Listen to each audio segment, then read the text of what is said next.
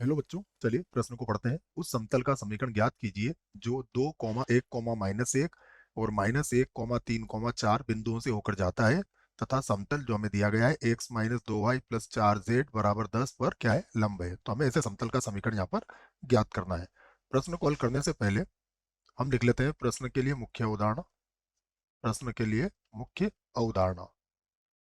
मुख्य अवधारणा में हम प्रश्न को किस प्रकार हल करेंगे इस बात पे चर्चा करेंगे, या फिर उससे संबंधित यदि कोई सूत्र होगा तो उसे लिखेंगे। तो यहाँ पर हम एक बिंदु से जाने वाले समतल का समीकरण लिख रहे हैं, जो होता है x-x1, आगे इसके a लिखा है, फिर b y-y1 और प्लस c z-z1। ये बिंदु x1, y1, z1 से जाने वाला समतल का समीकरण है, और यहाँ जो ये abc है ये इसके अभिलंब के दिक् अनुपात होते हैं। तो ये बात आप याद रखिएगा।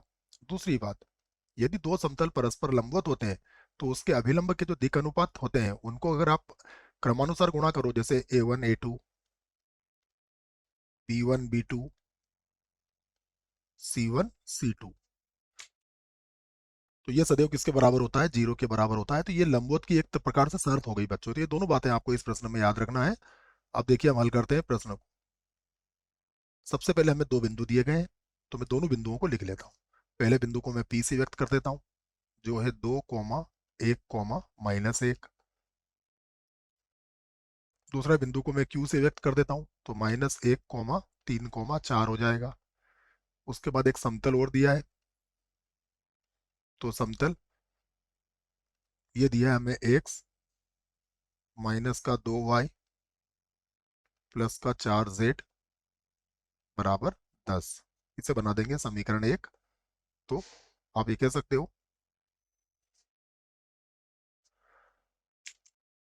कि समीकरण 1 के दिक् अनुपात के अभिलंब के दिक् अनुपात है ना, या फिर यूं कह सकते हो समतल के अभिलंब के दिक् अनुपात। ठीक है बच्चों, समीकरण 1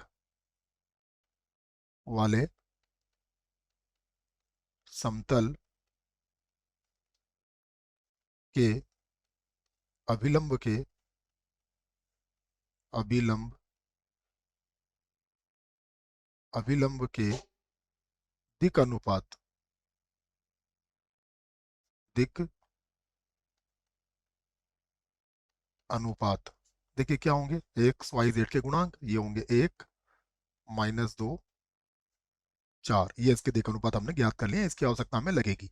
अब हम बिंदु P से जाने वाले समतल का समीकरण मान लेते हैं। तो मैं लिख देता हूं, माना, लिख लेते हैं, माना माना बिंदु क्या है हमारे पास, 2, 1, -1, 2, 1, -1 से जाने वाले से जाने वाले समतल का समीकरण,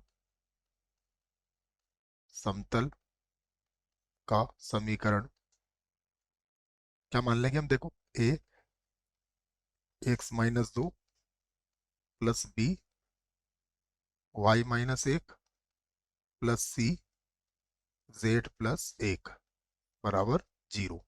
इसे बना देते हैं समीकरण 2, जहां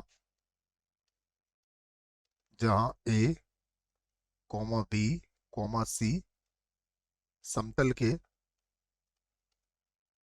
समतल के अभिलंब के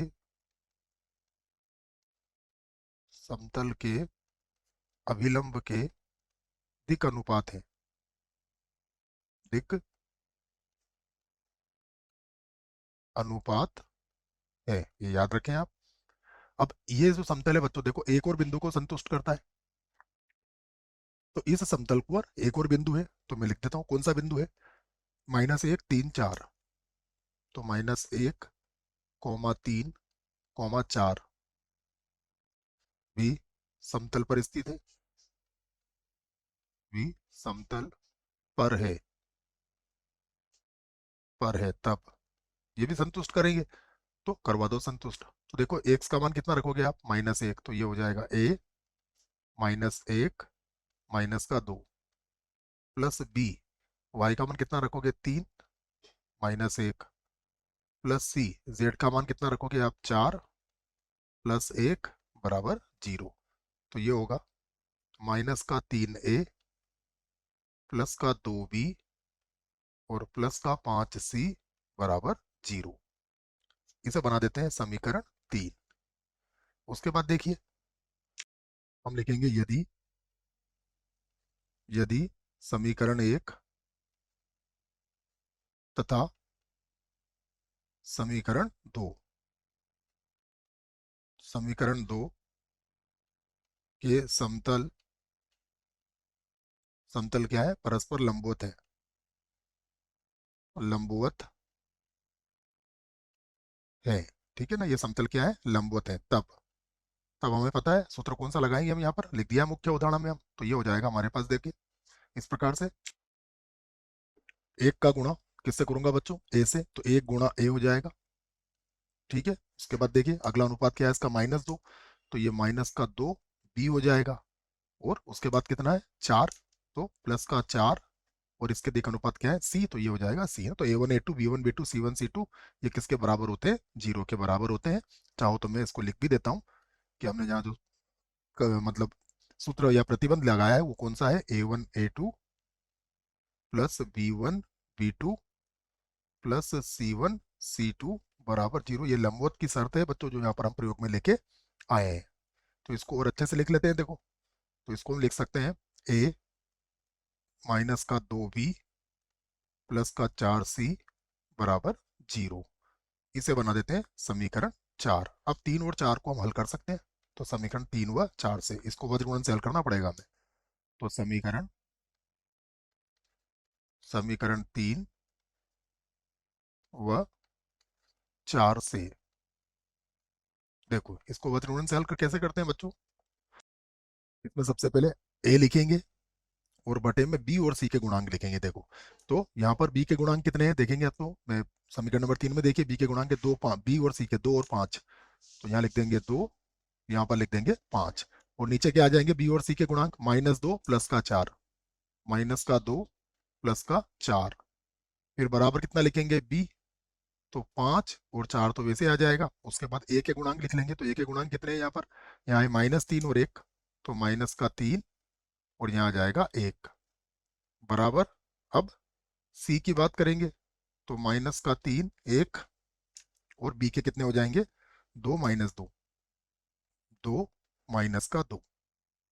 तो फिर से लिखते हैं ए बटा, देखिए क्या हो जाएगा ये, 8 प्लस 10 हो जाएगा बराबर बी, यहाँ पर आ जाएगा 5 का 1 से गुणा करेंगे तो 5, और 4 3 कितना होता है 12, तो ये 12 हो जाएगा। उसके बाद सी, ये होगा प्लस का 6 और माइनस का 2। ठीक है, तो अब हो जाएगा ए बटा, यहाँ हो गया 18 बराबर बी बटा, ये हो गया 17, और सी बटा ये हो गया 4। तो बराबर हम ये मान सकते हैं और यहाँ से एबीसी के मान निकाल सकते हैं। तो एबीसी के मान में यहाँ पर निकाल देता हूँ, तो ए बराबर क्या हो जाएगा, 18 के, बी बराबर 17 के, और सी बराबर हो जाएगा आपका 4 के।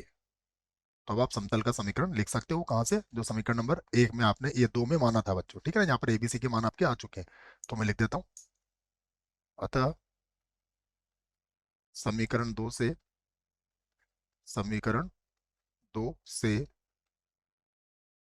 2 से अभिष्ट अभिष्ट समतल का समीकरण, अभिष्ट समतल का समीकरण, देखिए कितना आया ए का मान 18 के, तो 18 के, और ये क्या है एक्स -2 था, x-2, ठीक है, x-2। उसके बाद कितना मान आया हमारे पास 17 के, 17 के, ठीक है, और यहाँ हो गया y, और y के साथ क्या मान आया बच्चों, -1। उसके बाद कितना आया यहाँ पर c का मान 4 के, और क्या है यहाँ पर z के साथ, z+1 बराबर 0। तो के तो बच्चों, के का तो भाग लगा देंगे इसके अंदर, उसके बाद गुणा कर लेते, तो ये हो जाएगा 18x 18 दूना हो गया 36, प्लस हो गया 17y, माइनस का हो गया 17, प्लस ये हो गया 4z, और प्लस हो गया 4 बराबर 0। तो इसको लिख सकते हैं हम 18x प्लस के 17y प्लस के 4z, और उसके बाद आप क्या कीजिए कि 36 है हमारे पास, ठीक है, और 17 में से 4 जाएगा तो माइनस का 13 बचेगा। ठीक है, दोनों ही माइनस के हैं, 13 बचेगा ना बच्चों, 17 में से 4 गए तो 13 बचा। तो अब 6 और 3 हो गया 9, और 3 और 1 हो गया 4। ठीक है ना, तो ये कितना हो गया माइनस का 49, माइनस का 49 बराबर 0। तो ये हमारे प्रश्न का उत्तर यहाँ पर आ चुका है, जैसा कि प्रश्न ने हमसे पूछा था वो उत्तर हमने दे दिया है। आशा करता हूँ बच्चों प्रश्न का उत्तर अच्छे से समझ में आया होगा। धन्यवाद।